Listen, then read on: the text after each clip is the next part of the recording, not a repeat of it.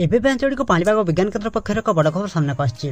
तेज बर्तमान जहाँ सूचना मिलूँ बंगोपसागर सृष्टि हो लघुचाप वर्षार भिजिब दशहरा। पाणीपाग विभाग ताजा सूचना अनुसार दक्षिण पूर्व बांग्लादेश और पार्श्ववर्ती अंचल घूर्णिझड़ सृष्टि होती 4 तारिख अर्थात आज उत्तर बंगोपसागर और संलग्न पश्चिमबंग और उत्तर उपकूल में लघुचाप सृष्टि होवार संभावना रही।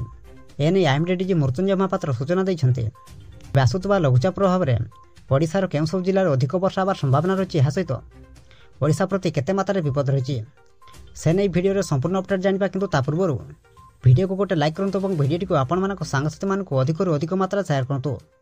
जदि आम चैनल आप प्रथम थर भिडियो देखते चैनल को सब्सक्राइब कर पाखे बेल आइकन को प्रेस कर ऑल नोटिफिकेशन को ऑन कर रखुँ जहाद्वारा जब भी पाणीपाग संबंधी लेटेस्ट अपडेट आपण सर्वप्रथम आम चैनल माध्यम पाइपर। तेज पाणीपाग जारी कर बुलेटिन अनुसार लघुचाप प्रभाव में आज अर्थात 4 तारिख राज्य में प्रबल वर्षा होवार संभावना रही। दशहरा पूर्व राज्य में बड़ वर्षा होवार आशंका रही पाणीपाग विभाग पक्षर कहुई। आईएमडी महानिर्देशक मृत्युंजय महापात्र यह सूचना देते एवं प्रशांत महासागर में न्यूट्राल एल निनो स्थिति रही। अक्टोबर बा नवेम्बर सुधा ला निनो स्थिति रही पारे।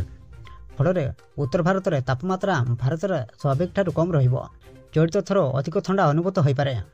सेहीपरि अक्टोबर द्वितीय सप्ताह में पुणी आउ एक लघुचाप आशंका करा जाउछि। अक्टोबर 4 तारिख अर्थात आज 10 तारिख भितर प्रबल वर्षा ହେବ ବୋଲି କୁହାଯାଉଛି। ବାତ୍ୟା ମାସରେ ଲଘୁଚାପ ସୃଷ୍ଟି ହେଲେ ଅଧିକ ଘନୀଭୂତ ହେବ। ଲଘୁଚାପ ନେଇ ପାଣିପାଗ ବିଭାଗ ପୂର୍ବାନୁମାନ ଜାରି କରିଛି। ତେବେ ରାଜ୍ୟରେ ପ୍ରବଳ ବର୍ଷା ହେବା ପରେ 2 ଦିନ ହେବ ପାଗ ଶୁଖିଲା ରହିଛି। ଆଜିଠାରୁ ରାଜ୍ୟରେ କେତେକ ଜିଲ୍ଲାରେ ବିଜୁଳି ଘଡ଼ଘଡ଼ି ସହ ହାଲୁକାରୁ ମଧ୍ୟମ ଧରଣର ବର୍ଷା ହେବାର ସମ୍ଭାବନା ରହିଛି। 4 ତାରିଖ ଅର୍ଥାତ୍ ଆଜିଠାରୁ ଓଡ଼ିଶାରେ ପ୍ରବଳ ବର୍ଷା ହେବାର ସମ୍ଭାବନା ରହିଛି ବୋଲି ଆଞ୍ଚଳିକ ପାଣିପାଗ ସୂତ୍ରରୁ ପ୍ରକାଶ ପାଇଛି। ସେଥିପାଇଁ ଆପଣମାନେ ଆଲର୍ଟ ରୁହନ୍ତୁ।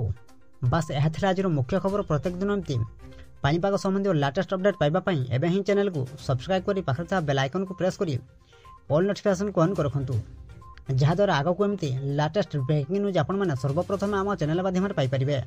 ब्यूरो रिपोर्ट जागरण टीवी।